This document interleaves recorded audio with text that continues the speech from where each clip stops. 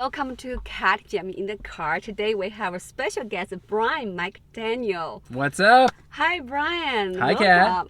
Thanks for having me in the port. How do you even say that? The Taycan? Taycan? Taycan. Yeah, this is like an EV, and this one is kind of special as well because they only do like 10,000 this car each year.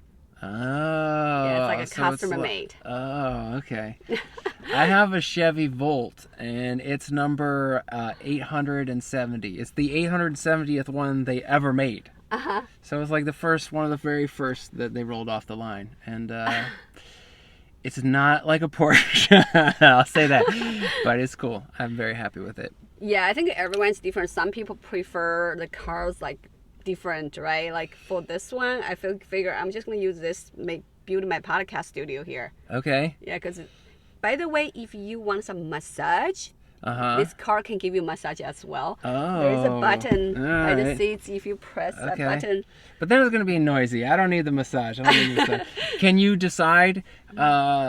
Like, because I've been in cars where you can just do the legs, and it's called like the pelvic extension massage, or the back. Yeah, they have different like kind of style, like the wave one. I don't know too much about massage, and yeah, it's pretty cool. It's kind of relaxing. My wife got a car with a massage thing, and it makes me nervous because like, what if it breaks one time, and then it's like breaks with like the bar like jabbing you in the back? Yeah, that is a good point. I'm like, Brian. I would rather not. I don't know. Maybe Yeah. I'm too paranoid or That just is too good broke. point. Oh Yeah, no, exactly. this is poor man's thinking. This is poor man's ideology. If No. your car breaks and it has a massager, then you have enough money to get another car. That's Well, some people just don't like massage, right? Some people don't like. who doesn't like a massage? No. This comedian said like he doesn't like people touching him. Like he feels awkward. Okay, Yeah. well that sounds like some trauma. Then. Yeah, maybe there's some trauma behind it. Yeah. Yeah. So Brian. Yes. Oh my gosh. I like Brian as a comedian. So Brian, tell us, how did you start your comedy? I started doing comedy. I was working at TMZ, and I was on camera at TMZ for years. Oh, like the show. Yeah, the you show. do, right? That's so cool. Yeah, where they talk. Everyone in the newsroom is talking, and Lisa Lampanelli came in to guest host. Do you know who Lisa Lampanelli is? The Queen of Mean. She did all the roast battles back in Geraldo era. Oh, yeah. Very funny lady, and she was in guest hosting, and I just started roasting her. Like this one clip came up, and she was kind of like daydreaming, and so I just started like just going in on her, and she's doubled over laughing, leaning over that little porch or whatever, and she's like, "Where are you performing? Like, where are you getting up?" And I was like, "I'm not." And she's like, "You really need to." And and that was it. The next week I did my first open mic. And Wow. Where? much less glamorous than being on television. It was in a sandwich shop. Yeah, Dave's Chillin' and Grillin' in Eagle Rock. That was they used to have a weekly open mic over there. Wow. And so I started hitting that open mic. My friend who was a comic, he knew I was kind of like interested before that Lampanelli thing happened. He was like, "Okay, cool. So we're going next Thursday. You be ready." And that was it. From then on I went to that mic every week and got to as many mics as possible for that first year or two, and then started doing real shows. Wow, so that was a long time ago. 13 years ago. Wow, so you've been doing comedy for 13 years. Not that long. So is there like some time you kind of took a break, or you just been consistent doing stand-up comedy? No, I mean, COVID was not the nicest to me, and I've got a family and little kids, so I wasn't like that aggressive about getting back into live comedy. Right. But I mean, I was on Zoom. I hosted the Writers of Conan every Monday for like the entire pandemic. So I had pretty much one show a week at least for that entire pandemic. But I've never taken a long break. I feel like this is gonna sound terrible, but like when comics are like, "Oh, I need to take a break," or "I'm gonna go away for a while," I'm like, just go. Like like there's too many comics. Like if you really need a break and it's whatever, then that's fine. Good. I'm happy for you, and don't come back. Yeah, because there's like, it's super competitive, right? It's super competitive. So It's too much. yeah. That's another thing when you work out of town and people are like, "Oh, I'm gonna move to LA," and I'm like, "Why? Like, don't move to LA until you absolutely have to move to LA, because if you're in a different market, chances are you're almost always getting better and more stage time than you will in LA. So you think LA comedy scene is the most difficult? I think it's the worst. How about really? Oh wow! Because there are too many comics. There's too many comics, and Yeah. it's also the home base for almost all of the famous comics. So then, like, the spots at the best stages are all taken up by famous people, and then there's too many surfers, not enough waves.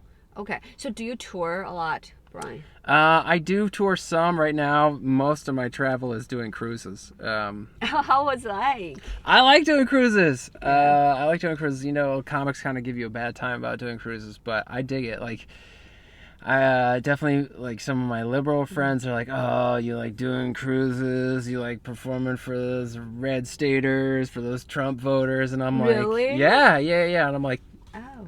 yeah, I do. But I like because it- look, yeah. they can't bring their guns. There's no guns on the cruise, Yeah, you are and safe. they love to laugh. Yeah, that's. I mean, like, I've seen like people do like those kind of lesbian shows on cruise that have like to go on, like, you know, those cruise for lesbian LGBT ones. Those are like fun as well, right? I haven't done the lesbian cruises yet, but I would love to. I mean, I'd do a themed cruise. I have no problem with it. I know comics who've done the naked cruises too. Wow. Yeah. That's a whole thing. They have Everyone is naked. Yeah, they have what's it called? Nudists. They have nudist retreats on cruises, so you know people can be out there, out in the ocean air, letting it all.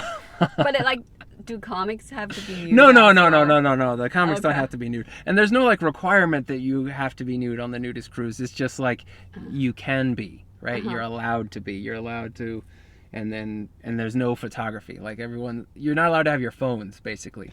Oh wow. Yeah, because they don't want people, like, you know, sneaking pictures. And Yeah, stuff like that's gonna become dangerous, right? Gonna Yeah. post online. Yeah.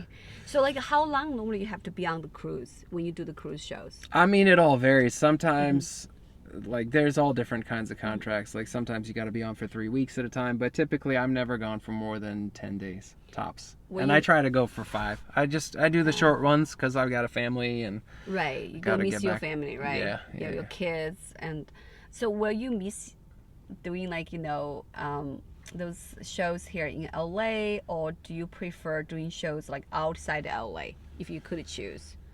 I mean, I think I like doing shows everywhere, and I think that in LA, specifically like in Hollywood, as long as you accept the fact that the crowd almost always has this sort of contingent of like people who are in the entertainment industry and feel it's very important to be like discerning as part of being an audience member, of like, I have to decide whether I feel this is funny enough, right? Where as long as you can accept that and kind of, I try to make fun of that a little bit and sort of dig into that, and as long as you can read the room, I guess is my real answer. If you can read the room, I'm happy performing anywhere.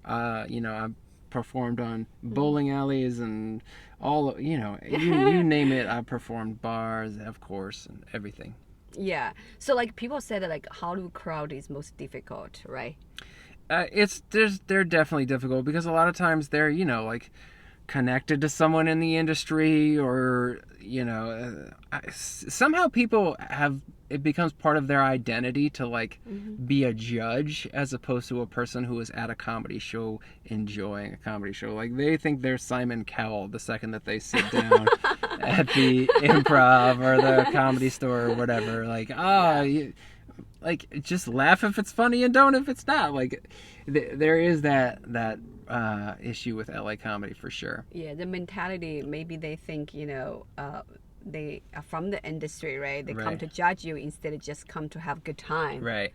Yeah. Yeah. So like, do you feel like, you know, the comedy scene here in LA is different from comedy scene in New York as well? Have you ever done shows in New York? Oh, sure. Yeah. It's super different. I mean, so New York has, in LA, people who come to comedy shows are people who live in LA. And in New York, people who come to comedy shows are mostly tourists, right? So in New York, you'll have international people in the audience, and you'll have people from all over the country in the audience. And which is why, you know, a lot of times New York comedians are like better for those late night sets because they've been working in front of crowds that are from all over the country all the time. So their material is worked out that way. So in terms of the audiences is different, in terms of how many clubs and just the density of people, right? There's a bazillion people in New York City. The tourism creates a huge density. So there's just more clubs, there's more people, there's more waves, to use that earlier analogy. There's a lot of surfers, but there's also a lot of waves. You can get a little more stage time. Compared to LA? Compared to LA, yeah, for sure. Okay. So, Brian, do you see yourself as like a tour comedian, or do you see yourself just getting some like TV and a film or some late night talk show in the next 10 years? What's your goal as a stand-up comedian? I mean, my goal as a stand-up comedian, you gotta tour to make money. You gotta go. So, I'm more interested in the comedy than in crossing over into like TV and film. Now, you need some of that. You need a credit every once in a while to sort of bump up your resume so that your touring can continue to be successful. But you know, like in terms of film and TV, like I'm actually more interested in things I can produce. You know, content I can make that's not even necessarily like comedy specific. You know, I've been in and around the entertainment industry for 25 years. Wow. From when I first started reading scripts in college at, 18. So, wow. So yeah, I mean, I've got a lot of experience and I feel like in terms of career stuff, on the production side, I'm more into producing, but in terms of like my personal in front of the camera or being talent, I like touring. The live shows, nothing beats a live show. You'll never get that same experience, and especially, when you have a nice long set, you have an opportunity to really try things out and get to know the room and push people in an unusual way and really make them laugh and have a great time. So you enjoy the live experience, right? I love it. But do you think being a tour comedian is hard for you, like, being a... Like, personally? Personally, like I heard some people said, as a single comedian, they enjoy being on the road. It's fun, right? It's party. But for you, do you feel like you enjoy that part, or you just enjoy the journey of being on the tour? Well, I mean, traveling sucks. You don't like travel? No, I don't really like to travel. Okay. I mean, I like traveling, but traveling for comedy is not traveling. Like you'll end up in a hotel that's not right by the club, and you can't walk to anything. And people go to comedy because there's nothing to do. Okay. So I don't know. Yeah, being away from the family and traveling is definitely hard. It's definitely a downside, but at the same time, it's like when you have a relationship, as long as I can make sure that, what's going on with my kids is under control and they're getting what they need, having a relationship, doing something that's not in the same space creates something for you to come back to. You're excited to see each other. If you go away from Thursday to Sunday, then on Sunday night or Monday morning when you get back, it's like, hey, I missed you. What happened? Tell me your stories, right? It keeps things fresh and engaged. And it's not just like, I took the kids to school today. What did you do? Yeah, maybe that is your secret. Keep your marriage going, right? Yeah. How long have you been married? I've been married for almost 16 years. Wow, that is like... I know. It's amazing, like, unicorn for lots of male comics, right? Take that, you losers. Yeah, exactly. learn from Brian. I think it like you just sort of don't be a scumbag. Yeah, set a good example, right? I mean, this is like a successful comedians they should do, right? You have family, you have someone, people will look up to you, right? You're not just like some comics trying to get girls, right? Yeah. Yeah. I mean, whatever, to each his own. If you're single or whatever and you're out there chasing, that's fine. You do whatever you want. Just take care of yourself and be safe. But like, I don't. That wasn't for me. And obviously, I mean, I've been married the entire time I've been doing comedy. So, when you start doing stand-up comedy, I was already married. Oh, so it's not like those kind of like a female fan would go there and say, hey, right? like. Well, I mean, yeah.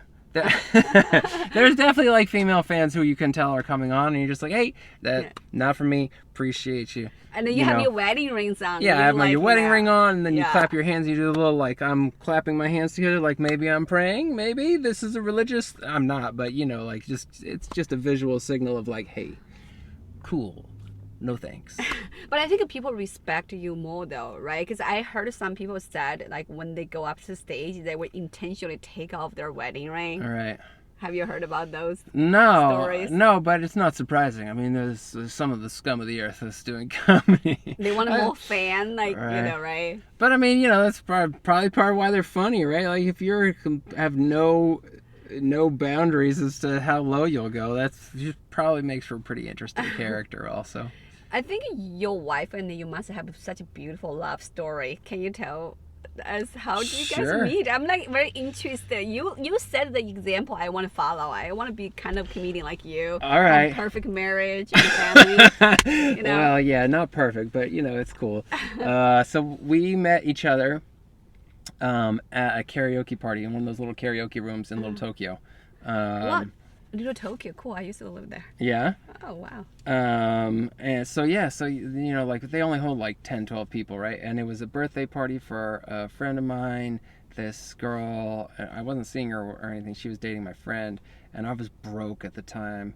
And she was like, I was like, I can't afford to get you a present. She was like, your present to me is you're gonna come to my party and you're gonna have fun and you're gonna wear your leather pants.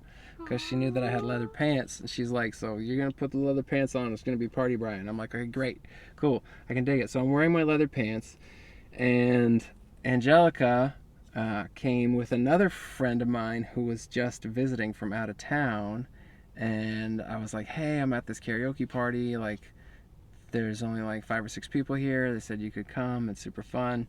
And so they showed up. She walked in and I was singing Welcome to the Jungle, wearing my leather pants, pretty much total badass or crazy person, depending on how you look at it.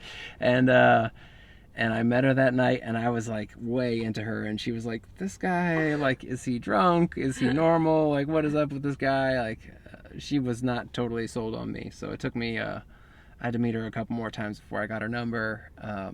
Wow. So for you, that was love at first sight? For me, it was at first sight, yes. Wow. Yeah. And for her, she thought I was cute, but she thought I was weird. And she didn't know if I was just, like, actually interested in her or was just, like, So were you, like, so kind of, like, wild, like, back then? I was pretty wild. Yeah. Yeah. I was. So did you work at TMZ back then, or you're like a different stage? That was before TMZ. Okay. That was before TMZ when I met her. I met her, and then we dated for a year and a half before we got married. So not very long. And that's the one, right? Yeah. Within a few months of dating, we both were like, "This is it," right?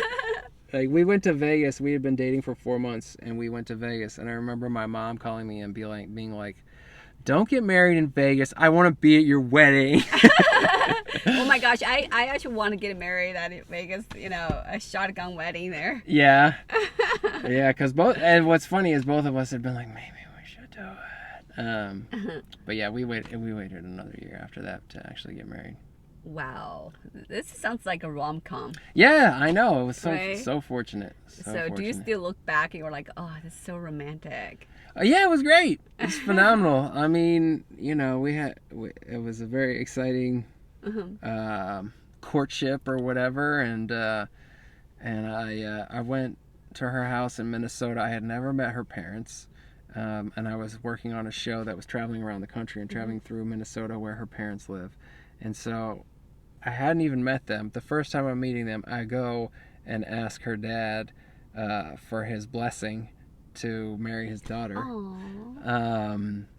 And he's like this big gregarious Mexican dude, and like I come in the door and he's like gives me a big hug and he's like, you want a shot? And like he's just like partying, and it was a whole him and his wife cooked, and it was a whole like big evening. And then I think she must have told them that I was gonna ask or whatever, because Wow. They knew to make it sort of an event of an evening. So they kind of just embraced you in the family right away. Yeah. That's so sweet. I feel like, that's kind of like Hispanic culture. That's so warm and welcoming, right? Yeah. Yeah, so it's been fun to marry a Hispanic. Plus, she was like in her late 20s, mid to late 20s, so they were probably like, she needs to get married. They're like, please marry her. They're delusional, right? Like, it's funny. Like, if she had waited, she could have married anybody she wanted, right? Because a few years later, she was very, very successful. Oh wow! So she's a breadwinner of the family. Yes. Although it has gone up and down. When we first started dating, we both had little freelance jobs where we're going from here to there, not making that much money, and so we started at the bottom, right? That's cool. So right now, and now I'm like in the middle. That is so just awesome. Hanging on. Yeah, because I think being like a comic, you need someone that has like more stable. Right. Like you don't want two like artists trying to like struggle, right?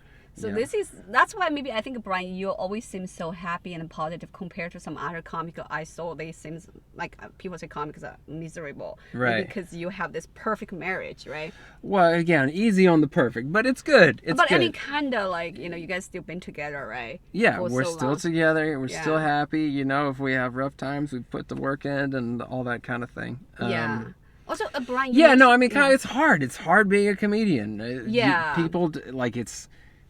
The business side of it, people will cheat you and treat you like crap, and your peers are fighting with you and up against you, and it is very kind of competitive. I feel like comedians, like before I got into comedy, I didn't even know. I thought like being actors are competitive, and I got into comedy. I'm like, wow, right.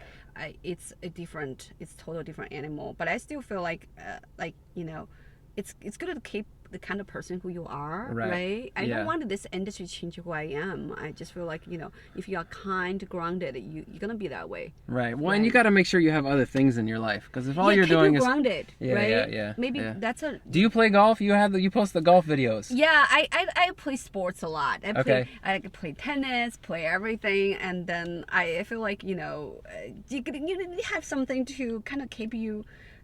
as a real person, right? Like some people just like every day I just want to comedy. I want to comedy, but like if you're not a real person, how can you be a good comedian? Right.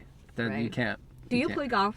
I do play golf. Oh, so cool. I did Top Golf at Dodger Stadium last weekend. Oh my gosh! By the way, have you ever taken your kids to that Top Golf thing? I haven't taken them yet. You have to take your kids to that. It's so fun. All right.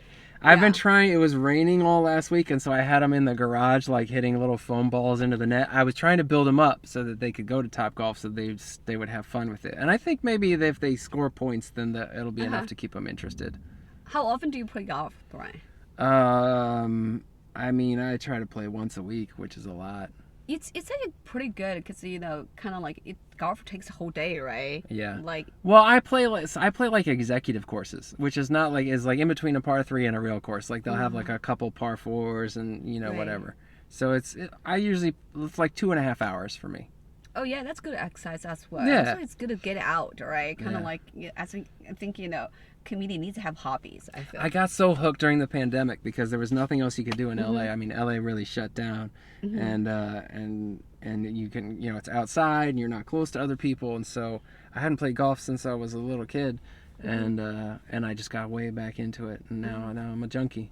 I'm super addicted. Yeah, I think it's fun as well. It's like outdoor, right? Yeah. And then like it's kind of entertaining as well. Do you know like there is like those kind of driving range in Koreatown? Yeah, no, I'm interested in this. Are you talking about the simulator ones or like the like a real golf course? It's open. It's at the hotel, but it's a real driving range. They're open till 2 a.m. or something. You can go there anytime. It's like a real driving range. What's it called? I think it's that I will send it over to you. It's in the hotel, and then you can go there anytime. And so they have like a simulator you can see as if you were playing on a real course. It's kind of like a driving range. Okay. It's just a driving range, but it's like a real golf. It's not like a kind of like Top Golf, but Top Golf, they have like a scores, right? Right. And that one is like all those people go there just practice. Okay. And it's open till late, and even nighttime. Do guys hit on you? Like, is it annoying?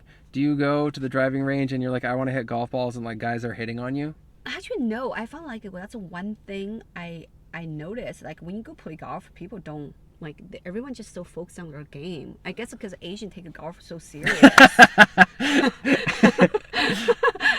They just want to focus on their game. Yeah. That's true. Do you I play at Roosevelt sometimes, and you mean like Roosevelt Hotel? No. There's a golf course called Roosevelt over by Griffith Park, and whenever I get paired up with Asians, they're very serious, and they always have the coolest carts. They have like carts that are that have like motion sensors, and so they walk along and they don't even have to push their cart just like senses where they are and it rolls along beside them. Yeah, it's pretty sick. That's like Asian take golf way more serious. Golf and technology is a good. Yeah. It's an Asian nexus right there. Yeah, that's why you have to take your kids to like Top Golf. It's so fun. There is one big one in El Segundo. I went there for my friend's birthday party. Like so many kids are doing their birthday party there. Yeah. I think your wife and your kids will enjoy that so much. Even people don't like golf. They were like, oh my God, this is so fun. Yeah, for sure. Yeah. So Brian, are you from LA originally? I was born in California, but I grew up in Maryland. Cool. So I've always had like family and roots in California, but all of my childhood was on the East Coast. So I feel like I've had a good blend. Do you think you're more like East Coast kind of guy or West Coast right now? You lived in LA for so long, right? I mean, I've been in, like I said, 25 years. So I mean, LA is home. This is home for sure. And but I mean, there's part of me that'll always be East Coast also, just because that's where I grew up. Also, I'm a blended. Yeah, East Coast, West Coast, yeah. But like Brian, you also said you adopted kids, right? You and the wife. Yeah. So what, like, is there any like sort of like fun story? You guys decide to adopt the kids. That is so cool. You guys like doing that. Thank you. Yeah, it's been a blessing for us for sure. Our second child is adopted, Mia. I don't know. Fun story. I mean, she was she's super sweet, and she loves sports. And did you take her to play golf with you? I haven't taken her to play golf with me, but like I said, we practice in the garage. We have the little mat or whatever. Oh, that's cute. Because I'm afraid that if I take them to play golf, they're going to get bored, and then I'm just going to have like a complaining kid on my hand. So I'm trying to build up their they can help. Maybe they focus. Can be like, like the cart girl that can drive golf cart. Yeah. Kids will love that. Yeah, that's true. The older one can drive the cart. She's 7. The little one's still only 5, so it's kind of... I guess she could steer. She could sit on my lap and steer. That'd be cool. But yeah, I mean... adoption has been great for us. I don't like tell people what to do or whatever, but it's been so great for us, and it's gotten kind of like I've noticed that like the woke left, and I'm a progressive, like I'm a liberal, but the woke left has decided that adoption is bad. Really? I never heard about that. Yeah, if you go on Twitter, there's like, adoption is a traumatic part of a traumatic system. And it's like, there was someone who was not ready to raise this child, and it made all the difference for them for us to be able to take her, and she's made all the difference to us to be part of our family. And so I was just like... I'm not saying it's not horrible that people get in situations that they can't handle. It is, but like, I don't know. Yeah, because you guys are helping those kids, right? I mean, like, imagine they don't get adopted. They have to end up in the foster home, and then every kid want a perfect family. Right. Yeah, that's so great. Right, and as you mentioned before, my marriage is perfect. So yeah, I mean, you keep saying it's not perfect, but I think kind of like compared to most people's marriage, because lots of my friends like going through divorce right now, like they keep saying divorce and marriage. I'm like. And you went through a breakup. Is that okay to mention? Yeah, totally. I went through my breakup. My ex-boyfriend don't want me to stand-up comedy. Actually, the night I was out, because he actually locked me out. I couldn't get back to the car. I couldn't get back to the house, and so next morning I decided I need to move out. But like we already had like kind of sort of like lots of like fights for 2 years, like disagreement. I feel like it's final at the time. Right. Yeah, it's a 5-year relationship. So I have a question for you. This might not be the right timing for this question, but do you feel like all men? Do you have hope for men?